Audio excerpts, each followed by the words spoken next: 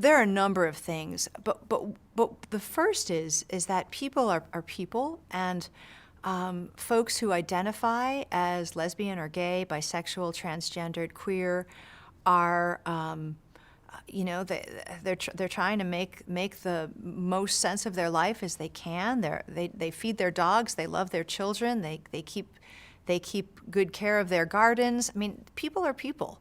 And so the most important thing that Christians can do is not buy into this real travesty of personhood that has come to us through the category of sexual orientation, and that is to believe that somehow people who identify as gay or lesbian are a separate species of people. There's one category of personhood. A person has a soul that will last forever, is an image bearer of a holy God. So even when we meet people who are reflecting that image badly, and I think it's fair to say that we all would be considered that person, we still must see that person as an image bearer of a holy God.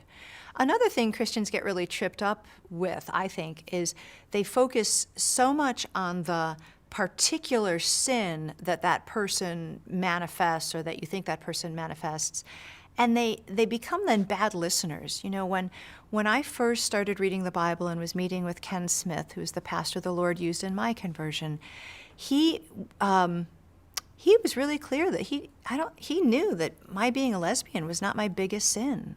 Being an unbeliever was.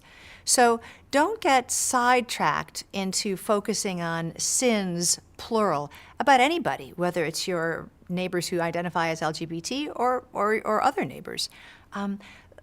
Get to know people well enough to know what's really the issue. You know, everyone has a longing for those things that eternal souls need. And the Word of God is the only food, and the person of Jesus Christ is the only friend for all of humanity. So don't get sidetracked with how people are presenting themselves or how they're identifying. That's not helpful, and it's not even kind.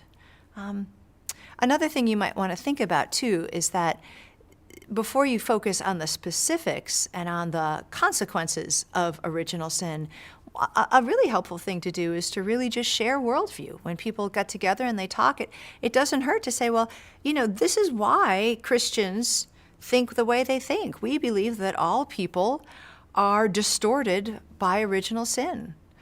Me and you and everybody else, and we're all distorted differently. But before you get into the particulars of actual sins, it really does help to at least have some kind of opportunity to talk about some other things. And there's only one way to do that, and that's to actually have time with people, to not be afraid to linger with your neighbors, and to not be afraid to have a particular household that encourages people to come and share their lives